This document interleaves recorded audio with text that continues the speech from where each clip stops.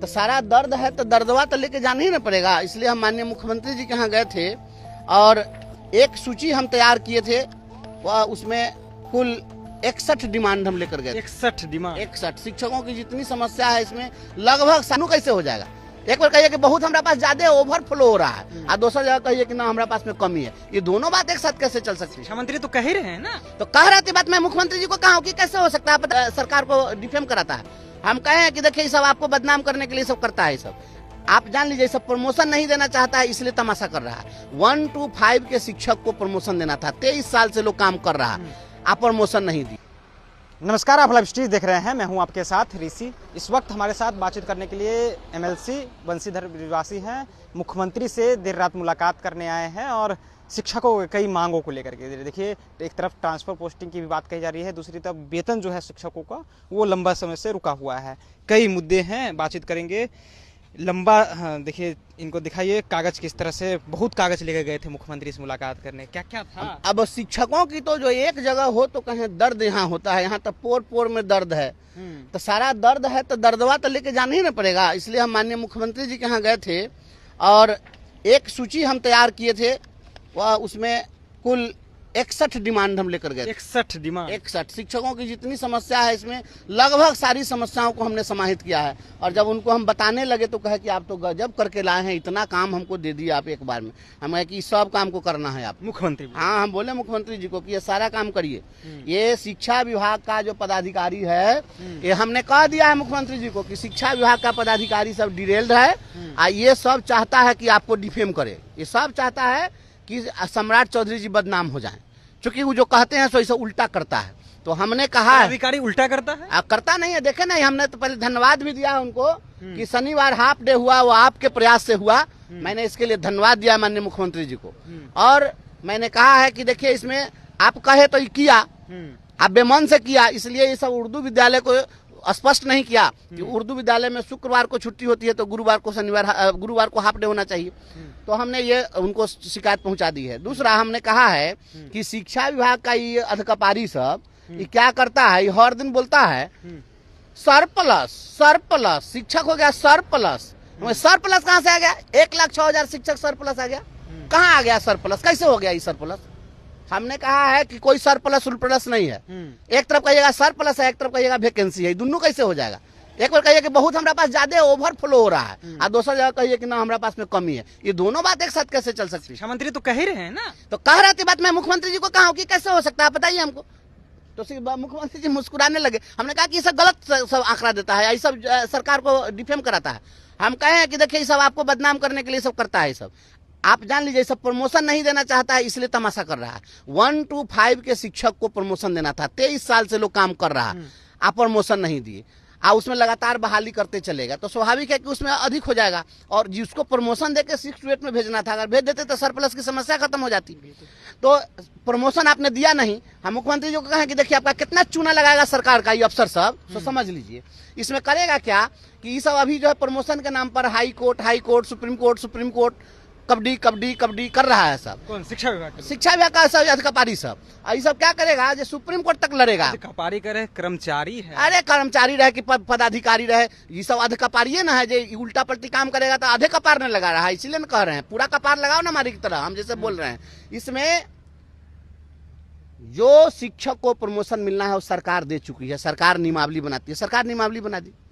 विधायिका का काम था उसने कर दिया, कार्यपालिका का काम है उसको इम्प्लीमेंट करना। कि कार्यपालिका का काम है जो सरकार कह दिया प्रमोशन देने के लिए तो आप मुकदमाबाजी कीजिएगा। प्रमोशन देने के लिए सरकार नियमावली बना दी और आप प्रमोशन नहीं दे रहे हैं, हाई कोर्ट जा रहे हैं, सुप्रीम कोर्ट जा रहे हैं।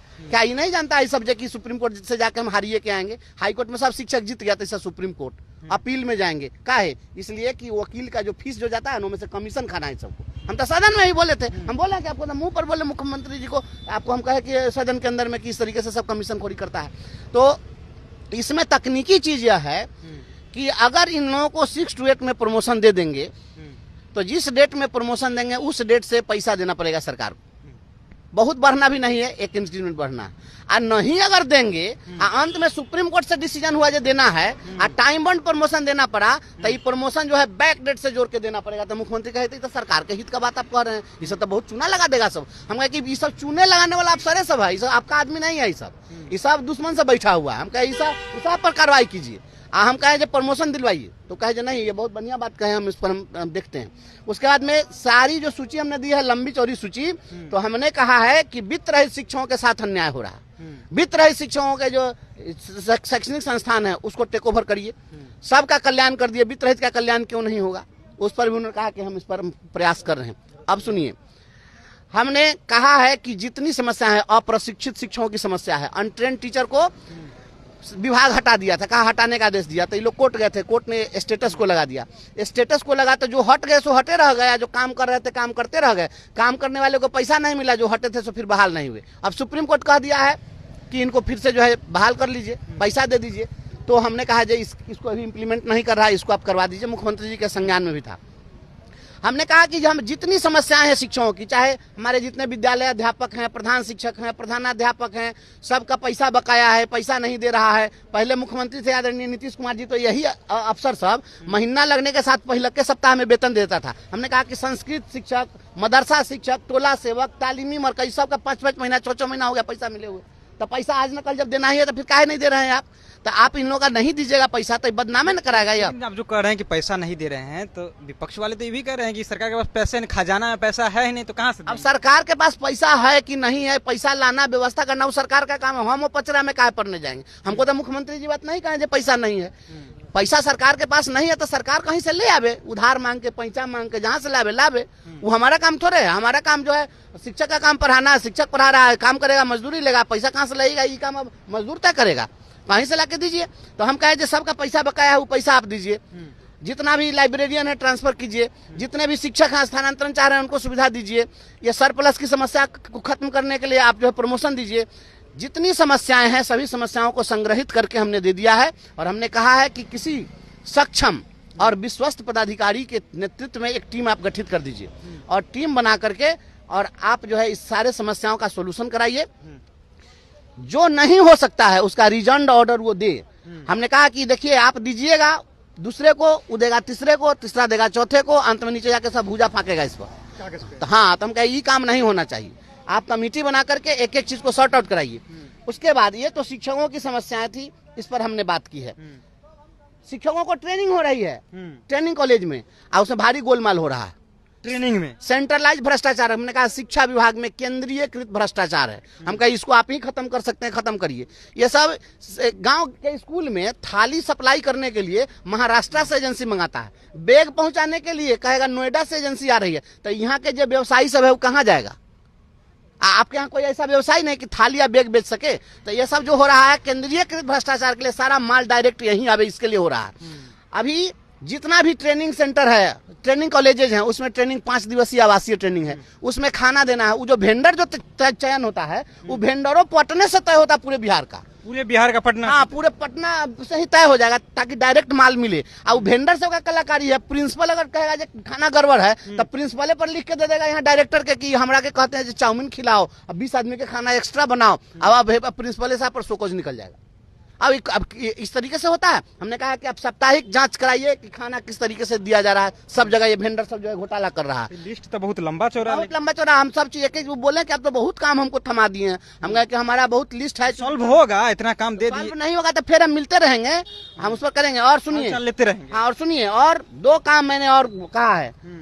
शिक्षकों की समस्या के समाधान के साथ साथ हमारे बिहार के प्रतिभाशाली छात्र, नौजवान, PhD होल्डर, ये लोग गर्दनी बाग में 10-11 दिन से अनशन पर बैठे हुए हैं। मैंने कहा कि माननीय मुख्यमंत्री जी आप इनसे बात करिए, इनका अनशन तोड़वाइए, इनकी मांग बिल्कुल जायज है और हमने उनके लिए अलग से स्पेशल मांग पत्र दिया है और उन्होंने कहा है कि नहीं इसको मैं कराऊंगा। कुछ शिक्षा मंत्री से मिले PhD होल्डर के अभ्यर्थी, उनकी मांग सुनी नहीं गई। नहीं, सुनी जाएगी। अब माननीय मुख्यमंत्री जी से मैंने कहा है वो सुनी जाएगी, निश्चित रूप से सुनी जाएगी। और सुनिए, आरा में भरत तिवारी जी को, इनको भरत तिवारी जी के परिजन को नौकरी देने का सरकार ने निर्णय लिया। मैं इसके लिए भी धन्यवाद दिया मुख्यमंत्री जी को कि आपने पुलिसिया जुल्म को समझा और आपने उनको न्याय दिया, इसके लिए धन्यवाद है। आधा अधूरा न्याय कर रहे हैं उनके परिवार के लोग की, ठीक जब है, तो तक आधा अधूरा हुआ तो आगे न्याय और कोर्ट भी करेगा ना।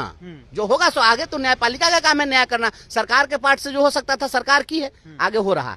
लेकिन यह भी सवाल बिहार के लोग पूछना चाहते हैं कि मुजफ्फरपुर के गाय घाट के चोरनिया में जदयू के पंचायत अध्यक्ष थे, जगतवीर राय नाम के व्यक्ति थे। उस व्यक्ति पर एक भी आपराधिक कोई मामला कभी दर्ज नहीं था, सामाजिक कार्यकर्ता थे। और वहां का दरोगा था राजा सिंह, उसने सीने में सामने से गोली मार दिया दारू पीकर के रात में। और जगतवीर राय के लिए इतना धरना प्रदर्शन होते रह गया, उस व्यक्ति को न्याय क्यों नहीं मिला? तो इस तरह से पार्शियलिटी नहीं होनी चाहिए, जगतवीर राय को भी न्याय मिलना चाहिए। मैं माननीय मुख्यमंत्री से आग्रह किया हूं कि जगतवीर राय के परिजनों को भी आप न्याय दीजिए, ताकि देश दुनिया में यह नहीं हो कि हाँ किसी एक व्यक्ति को न्याय मिला, दूसरे को न्याय नहीं मिला। बिहार की सरकार इस तरीके से भेदभाव करती है, इसलिए उसके लिए भी हमने आवाज उठाई है। बिहार के तमाम छात्रों, नौजवानों, संघर्षशील जितने हमारे युवा साथी हैं, हमने उनकी ओर से आग्रह किया है माननीय शिक्षक मुख्यमंत्री जी से, और हमने कहा है कि माननीय मुख्यमंत्री जी देखिए, पूरे देश में भी जो कॉकरोच आंदोलन हुआ, यह आंदोलन इसलिए हुआ क्योंकि उससे कोई बात नहीं कर रहा था। अगर कोई वार्ता लोग कर लेते तो इतना बड़ा आंदोलन नहीं होता, इतना बड़ा आंदोलन नहीं होता। इसलिए आप वार्ता करिए, क्या कर सकते हैं क्या नहीं कर सकते हैं। आप अपने नौजवानों को, संविदा कर्मियों को, हमने कहा जितने संविदा कर्मी हैं उसके लिए भी आप बात करिए और उनकी समस्याओं को कम से कम सुनिए। माननीय मुख्यमंत्री जी ने सकारात्मक आश्वासन दिया है, फिर 15-20 दिन के बाद मैं आकर के मैं माननीय मुख्यमंत्री जी से मिलूंगा। तो बंशीधर ब्रिजवासी थे और कई मुद्दों को लेकर के बिहार के मुख्यमंत्री सम्राट चौधरी से मिले और कहें कि देखिए हम फिर से मिलेंगे उनसे और कहेंगे कि समस्या को सॉल्व कीजिए। शिक्षकों के कई मुद्दे थे, ट्रांसफर पोस्टिंग हो, वेतन हो, कई तरह के मुद्दे हैं, सभी मुद्दे को लेकर के पहुंचे थे। फिलहाल इन मुद्दों को लेकर के आपकी क्या राय है, अपनी राय से कमेंट बॉक्स में रखिएगा। आप देख रहे थे लाइव सिटीज, बहुत बहुत धन्यवाद।